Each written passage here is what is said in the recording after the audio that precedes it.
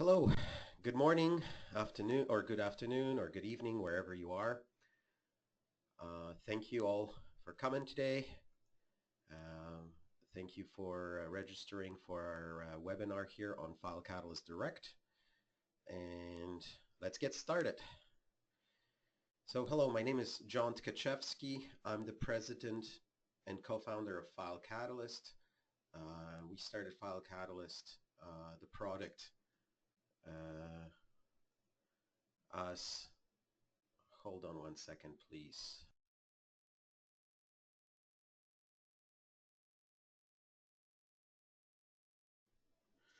All right. Well, thank you all for coming. Sorry, I had a little glitch here that my slides I thought were going by themselves, but this is all fixed now, so let's get started. My name is John Tkaczewski. I'm the president and co-founder of FileCatalyst. We launched the FileCatalyst product in 2006. It's been very successful. We have a lot of clients in media and a lot of verticals that use our software for moving files, from military and government to natural resources and media and entertainment, as I mentioned, banking and financial. So today I'm just going to give you an overview what FileCatalyst Direct is. I'll talk about how we transfer files differently than other file transfer tools. For example, I'm going to compare us to TCP-based protocols such as FTP or SFTP or CIFS. And I'm going to give you some comparison charts on speed, and I'm going to give you a full demo of FileCatalyst Direct. If everything goes well, I should be done in about half an hour or so. We will have a recording posted of this webinar as well. If you need to show it to somebody else later on or you want to review it, it will be available. If you do have any questions during my webinar, please enter them in the GoToWebinar questions pane, and I will address them at the end of my presentation. So let's get started. So what is FileCatalyst? Well, FileCatalyst is, we're really here to provide enterprise-grade file transfer for large amount of data for the businesses. So it's a business-to-business applications for moving big amount of data. Think about it of us as a freight train of the internet. We do have a patented technology to accelerate the file movement and also to control the speed that we're sending the files so we don't saturate the lines. We try to make the file transfers as simple as possible. So for those enterprise users that do like the freemium websites like Dropbox or Hightail or stuff like that, we do have quite an easy user experience to give them acceleration and reliability that you would normally expect from the consumer-centric file transfer products. Of course, the consumer stuff is probably not meant for sending 10 terabytes a day, and we are. And this is really our role, is to fill in that business-to-business need of sending very large files. We try as much as possible to integrate with all the existing IT infrastructure, whether it's network monitoring to LDAP or Active Directory. Use your own SMTP server so you can plug this into your existing infrastructure and it will work. We also have a number of monitoring and security tools and management tools as well. I'm not going to get too much into this webinar about this because this is really our central product. We do have a webinar directly on Central that will give you much more details. I'll touch on it a little bit just so you have an idea. And we do provide integrations with all the major cloud vendors, including Amazon, OpenStack, and Windows Azure, where you can move data with reliably and faster into those cloud storages. So let's go back to the basics. Let's go back to 1970 when we were talking about TCP and the first IP-based connectivity. So what's TCP? Well, TCP provides us reliability. That means when we send a packet of data, we're guaranteed that it's going to arrive. It gives us the error checking. It reorders all the information. So everything arrives just like we sent it. It has a congestion control built in, so that means it will speed up or slow down as the network gets congested. And internet today will not survive without it. It works everything from HTTP, FTP, SFTP, SMTP, CIFS. All of this uses TCP in the background. So what's the issues with TCP? Well, TCP has is a very serial process for sending data. So as you send one packet of data, it has to arrive to the destination, and then you have to acknowledge it before you send the next packet of data. This process, what happens is that you wait a lot. There's a lot of dead air time online as you're waiting for the packet to send from source to destination. So this creates a problem when you start having a lot of, starting to have high bandwidth and a lot of latency on the line. Instead of sending data, you're just waiting for acknowledgements. Another issue that is more on the satellite and wireless is packet loss. So TCP is very aggressive. As soon as it sees a drop packet, it will slow down by, I think, over half of its speed, and will be very slow to build up the speed from a packet loss event. I'll talk about our protocol later, but we're not set up like that. If we see a packet loss, it's a normal thing for us, and we just continue sending and not slow down as much. And yes, TCP can be tuned. If you have probably 10 megabit line and you're sending files in less than 1,000 kilometers away, you probably, with TCP, you can probably get a pretty good result. It's those links where you have to start going more than 1,000 kilometers, or where you have a link that is more than 10 megabits, then this is where FileCatalyst is going to shine and is going to show a true return on investment. So let's talk about what we did. So we've built our protocol is based on UDP, and it is a patented algorithm. My slide here is not updated, but it's patented in the US. It allows, really what we've patented is an efficient algorithm to send the data over the wire using UDP and quickly detect what's missing, what came out of order, and then quickly retransmit what we're missing. Then that's one part of the algorithm. The other part is, how do we do this without saturating the line? That means we have to look at the line characteristics and speed up or slow down as the traffic increases on the line. We are still so far the only vendor that can do full 10 gigabits with a single file with encryption on commodity hardware. Of course, if you want to send 10 files, then 10 gigabits becomes very easy to start 10 file transfers. But if you want to transfer one large file at full speed, we can do that, and regardless of latency and packet loss. And we're not affected by latency at all. And with the packet loss, we degrade linearly. So meaning you have a 2% packet loss on your line, you'll get a 2% slower speed with us. Versus with TCP, you'll probably get a 20 times slower with a 2% packet loss. So this is ideal for wireless satellite communications. And finally, it's a multi-threaded application. That means once we're transferring files, we're gonna take advantage of all the CPU cores you have. We suggest at least minimum 2 cores when you're deploying us, because this is where we get the entire full system, multi-core CPU system working together. So we get a good speed, and that's why we can do this on a fairly cheap hardware. So I just want to double check here if everything is okay. I don't see any problems with questions, so I'm going to continue with my presentation. So if you think about how FileCatalyst sends files, it's ideal for bulk file transfer. So we send a lot of packets at the same time. We call it blocks, and we send as much blocks as the line can maintain. So if you think about it, your line will be always busy. There will be always data in transit, and the line will be fully utilized. We're not going to be waiting for these acknowledgements. We'll be rather waiting for the negative acknowledgements. That means we're sending data, there's a whole bunch of blocks on the way in transit, and we wait for the destination to raise a hand and say, oh, I'm missing packet number 17. Well, then the sender has to go back to the disk, read that packet, and retransmit that packet.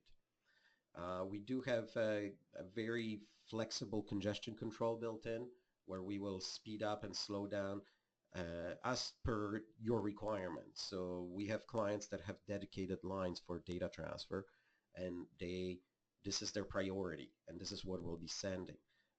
We'll have a lot of environments where it's a mixed environment, where it's for example, a VPN line over public internet, and then those environments we have to be cognizant of other traffic and allow it through. Our goal is to not completely block TCP, is to make TCP slower. So that means we can utilize more data, but still allowing TCP to go through. And once again, there's a lot of tunability to this process. So depending on what's your application, you can either let it rip and just send as much data as you can, or you can be more conservative and send data a bit slower to allow other traffic through.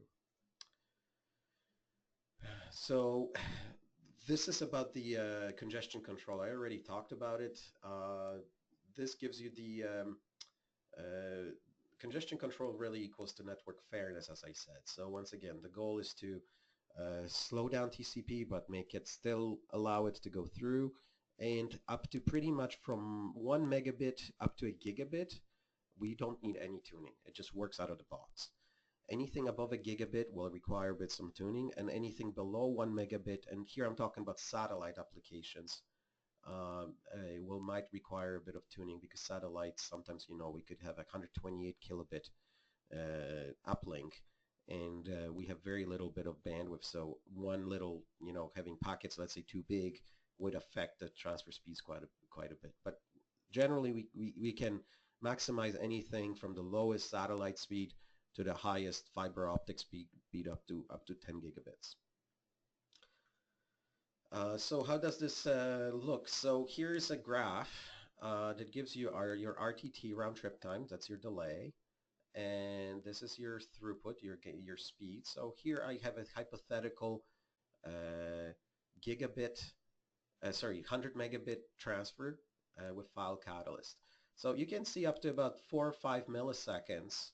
FTP is actually doing quite well. FTP is going to be going actually with like 2 or 3 milliseconds. FTP or TCP will be actually a bit slower. Will be faster than FileCatalyst.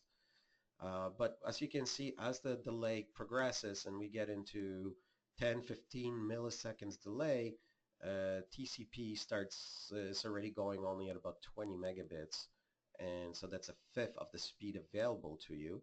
And FileCatalyst is just linear. It just stays at the same speed. So in a perfect world where there's no delay, TCP might be even a bit faster, but very quickly, just to give you, for those who are not familiar with latencies, 20 to 40 milliseconds, that will be within your city. 40 to 100, that will be within a continent. So LA to New York, for example, you'll be looking at, 40 will be kind of low on that. It probably will be 70 to 100 for like LA to New York. Anything above 100, now we're going transcontinental transfers. So going over the ocean. The idea is that if you send a beam of light, and let's say we could curve it, which we can't, but let's see if I could shine a beam of light, and it could go around the world unobstructed, it would hit me in my back. That beam of light would hit me in my back 2 seconds later. So this is how much time it takes for light to travel around the world, and that's the delay.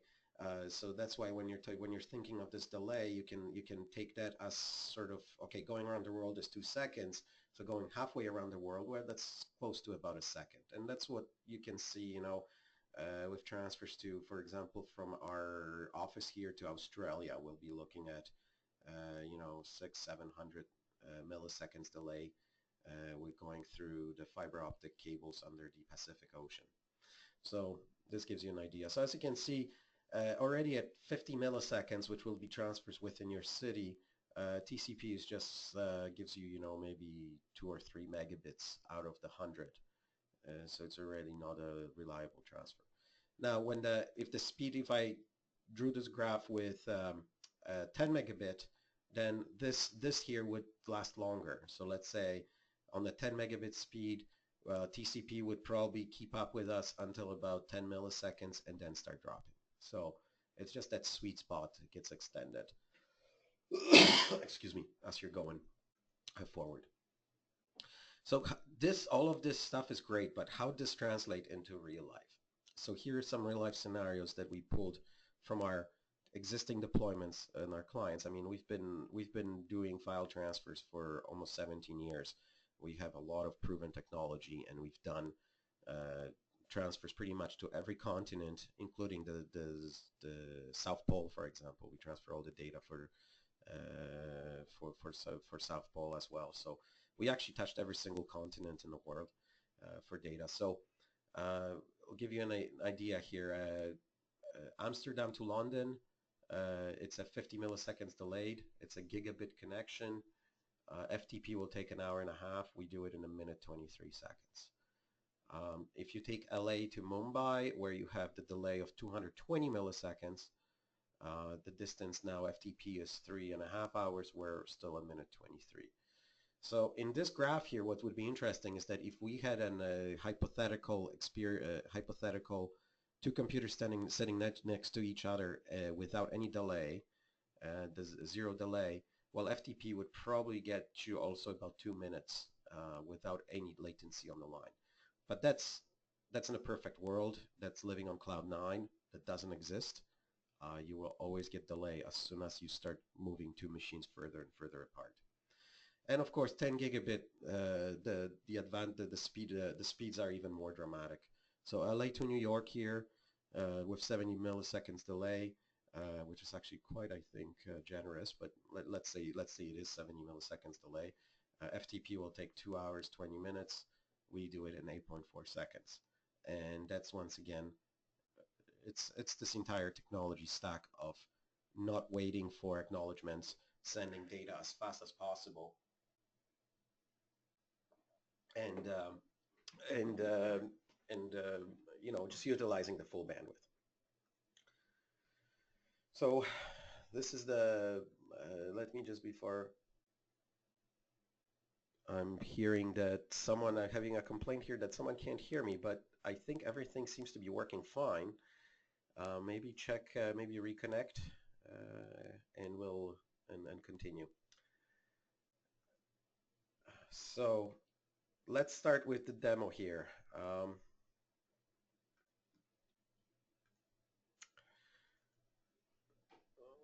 Let me just minimize this here.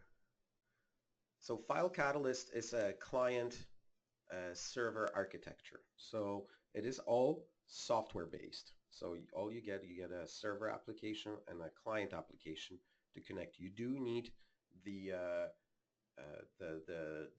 software on both ends, on the sending and receiving side.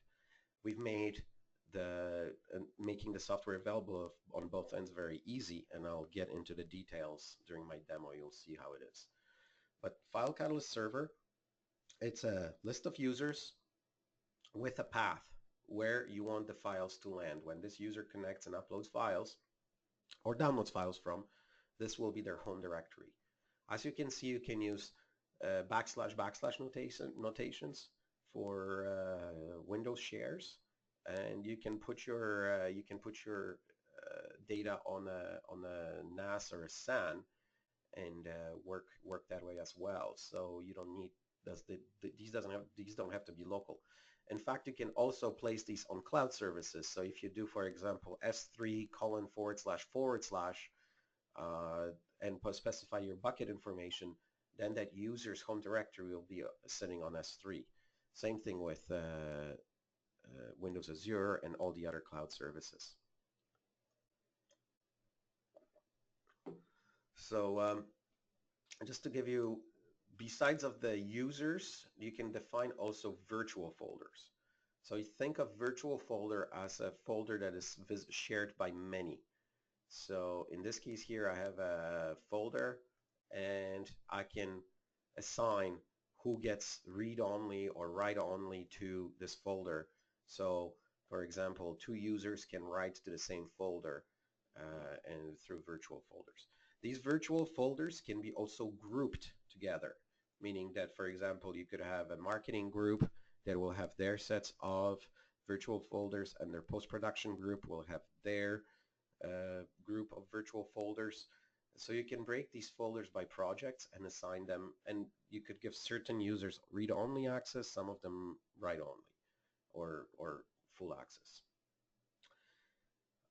In terms of authentication, you can authenticate locally, or we can authenticate with Active Directory, LDAP, or a database, external database as well. And you have as well all the security for locking out. If somebody tries, let's say 5 times fails to log in, the account will get locked out either forever or for, let's say, 180 seconds. So you have that option as well in here. Advanced, I'm not going to get into this too much, but just keep in mind that the FileCatalyst server is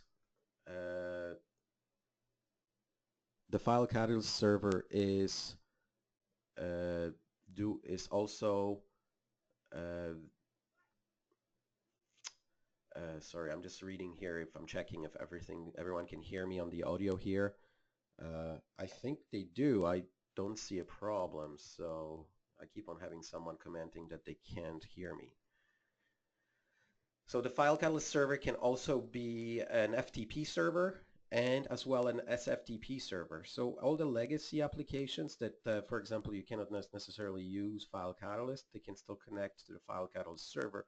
You will still get all the reporting and logging and all the security. You will just not get the acceleration for those type of connections.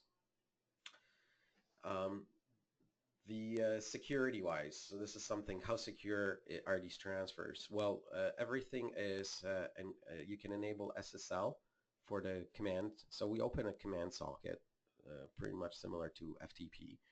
And then you can also enable AES for the UDP side. So everything is open via a TCP socket, and then a client can request a UDP transfer, and then we start sending the data via a UDP port with AES encryption. So everything is encrypted on the way. Obviously, if you're, let's say, working in a VPN situation, there's not necessarily needed to double encryption, because encryption does cost you CPU. Pretty much up to a gigabit, it doesn't matter. But if you want to go faster than a gigabit, having double encryption on the VPN and then us encrypting on top could cause problems. But for slower speeds, it's not an issue. So I'm not going to get too much into the rest here right now, but that's the FileCatalyst server. Now I'm going to go into the hot folder and show you. So this is the client application that would connect to the server and drop the files. So hot folder is our automation client. It can send data to any number of FileCatalyst servers. For example, here I have two defined. I have a local server and a demo server, and each site has host of the server, the port, username, and a password. Of course, when you're sending us a user, you can create as many sites as you want, and then you can create as many hot folders as you want. Once again, these hot folders here you can also use UNC paths, so you can do going from network storage. If you want to have a specific user sending to storage buckets, you could also do users here like S3 : / and send this user their home directory would become on an S3 bucket or any other cloud vendor. Scheduler, this is really the brains of the operation. So here I have two tasks right now. As you can see, I'm uploading to a local server and I'm uploading to a remote server. The brains of the operation is really in a schedule. So you can specify here how often you want to trigger the event and how to upload. We also have something called file system events. So instead of scanning through directories, we can just listen to file system events, and if something changes, start uploading files that just were changed. This is good for like a very large directory or deep directories. Congestion control, as I mentioned, you can specify your aggression, like how aggressive you want the transfers to be, or if it's a dedicated line and you want to go as fast as possible, you can just disable the congestion control and say go at this speed because I know that's what I have. File integrity. So this is something, this is called guaranteed delivery. This is something you should be looking forward to if you're doing very large data sets. So after the transfer, you want to be able to do an MD5 checksum or a checksum of a file that will compare file bit by bit and will then only rename the file to the actual file name and use the temporary file name while it's uploading and verifying. Like this, it's imagine this is sort of like the equivalent of the tracking number with FedEx. So when you're shipping something with FedEx, you get a tracking number, and then you can check with the tracking number when the package has arrived. And as soon as package arrived, you know that delivery was successful. Here we do this with temporary file names. So as long as the file name is in temporary state, then you know has not been fully delivered. Multi-client, this is something that is very useful when you're working with a large number of file sets. So let's say you want to send 100 files. So if you enable that here, it will allow you to send multiple files all at once, which makes the bandwidth optimization a lot easier. And you can specify how many you want to send. Of course, if you say you have 100 files and you say you want to send 100 all at once, keep in mind that you also have the server application. You don't want to kill it with too many connections. So it's usually a bit of you have to usually play a bit of a sweet spot, your hardware requirements and your delivery requirements versus what's needed to get the speed. But a lot of clients will put this to up to 4 or 5 if they're sending a large number of sets. If you're sending a lot of smaller files, let's say you have 10,000 XML files you need to send, you can bundle them together into a single archive here. It's called archiving small files, and send them as one package, and then those will get unzipped. So this for you, it's transparent. It just looks like files are delivering, but we do all of this in the background, so you don't know that this is happening. This bundling of files, you're just getting a better throughput. Data minimization. So everybody's probably already sending data over the wire with compressed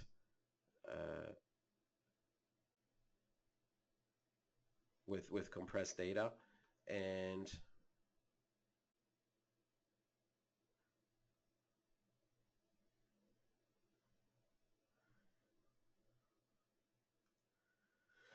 so we have a number of when you're sending data. I'm sorry, I just had to check something on the comments here with the audio still. So data minimization, everybody will be always sending data compressed already, but we do have as well enable incremental, for example. So you send first version of a file, then a little bit will change, and then we will send more just the delta, the difference of the files. So only, let's say, the 50 megs that have changed in a 1 gig file. This reduces how much data you're sending and speeds up the process. We have also compression built in, which works great, especially for like database files, or it works really well with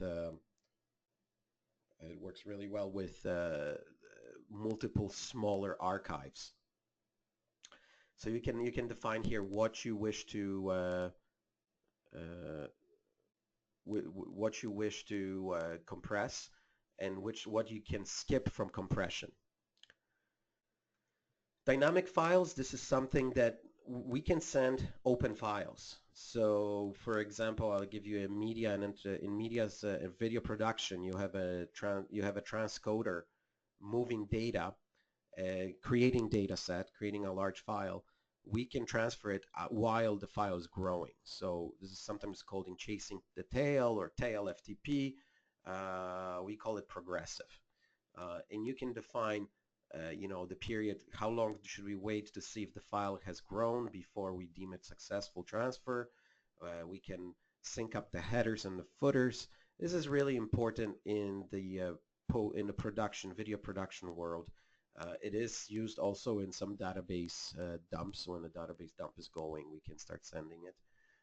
but it's it's a very useful feature in video most of the time.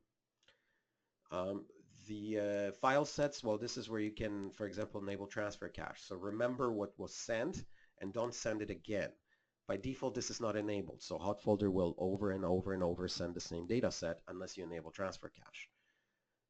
This will allow you to remember what was sent so we don't send it again. So if you want to keep, for example, 2 directory structures intact and you don't want to keep on resending them, everything, you enable the cache and then we remember what was sent and transfer. And then we also have the synchronization options here.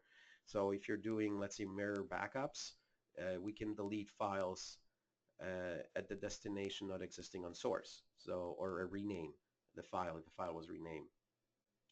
So this allows you to keep mirror backups of your data. Post tasks, this is what to do with the transfers after. So delete it, move it to another folder, keep it for, let's say, 5 days and then delete it. I have all of this enabled, and email notifications, what something went or not. The post URL, this is integration with your other programs. So for example, you want to have an application known that you finished a transfer, well, you can call a URL here with the file name, says the file has been transferred. So you do have quite a bit of flexibility on the APIs as well. So how does this look if I start transferring a file? I'm going to just execute the transfer here. And as you can see, my file is now going, and I'm just going to pull up an activity window here, and you can see my data is going. You can see exactly which file is being sent, and you can see the speed graphs and all the information for the transmission. So now you have also a bandwidth scheduler here. So right now, because I'm doing a webinar, I don't want to put too much pressure on my internet connectivity. I lowered my speed to 11 megabits. So my webinar can be heard, can run smoothly. But I can define different block times and different speeds. Administration, this is something you can administer both the server and the clients remotely. This is useful for headless installation. So remote administration is something you'll definitely need if you're running on a headless Linux deployment, for example, because you need to connect remotely and be able to administer these things. So that's pretty much on the hot folder side. I wanted to touch base that's one of the main use cases is the hot folder. Another one that we do get a lot of inquiries for is how to send files to an email address. So here's an example of that. So FileCatalyst server, you notice I went into HTTP settings, I enabled the link, and I clicked on the link for the link. And this will allow me now to, this is all web-based, it's a web-based portal. You can click on the link here, for example. First time you will have to log in. This will launch my transfer agent. So as you can see, there's a transfer agent plugin that gets installed. We have a lot of webinars on this, but I just wanted to touch base that there's a plugin. If I didn't have that plugin, I would be prompted here to install it. And once the transfer agent does not require admin rights to be installed, so most computers can install it without administrator. And then once I'm connected here, I can now start sending files to an email address. So let me put here, let's say I want to send a file to Dave. Here are the files.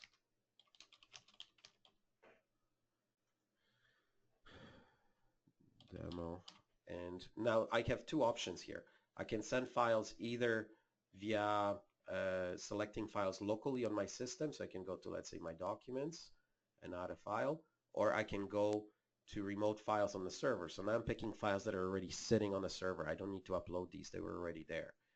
So I want to send these two files, and this has created the link. Now I'm gonna just close this here and go into my email client. And here is the email that the recipient would get. All they have to do is click on the link. Once again, they'll be prompted to install the transfer agent if they don't have it. And it's an inline installer, though it's not like something that they have to do a lot and doesn't require admin rights. And now I can select the files I wish to download. So I can just click download all, and now my files are being downloaded to the downloads folder, to my downloads folder. And if I do open download location, this will blink, my Explorer will blink, and here are the files I sent. So this is the web-based portion. Last thing I wanted to touch base on in this demo is the administrative. As I said, I have a full webinar on Central, but I just wanted to give you a quick introduction what Central does. It's a web-based application where you can connect all your hot folders, your servers, your transfer agents. You overlay it over a map, and you can actually see a transfer. So if I, let's say, fire a transfer here, let me just start this up here. You will see here the links light up, and I can see exactly what's being sent, what files, and transmission. I can also remotely connect to all these links. So for example, here I can connect to the server, and I can remotely administer that server now. I can make changes to it and configuration changes. So there's a lot more to Central, but I just wanted to show you that this whole web-based interface with the map and management of all the nodes through a web interface is there, and it's an option that you can get with Direct. So that's pretty much sums up my demo. So what considerations should you have if you're looking for a file transfer acceleration product? Well, look for something that will play fair with other traffic on the network. See how it behaves with TCP if you're planning to deploy it in a mixed environment. Look at this maximum speed. Look for something that has guaranteed delivery, meaning that files will be checksum before deemed successful. Look for something, depending on the speed and your system requirements, look at the fastest speed they can achieve and what hardware is required to do that. Look at what, let's say, if you need, let's say, 2 gigabits, well, what latency or packet loss you must be under in order to get that.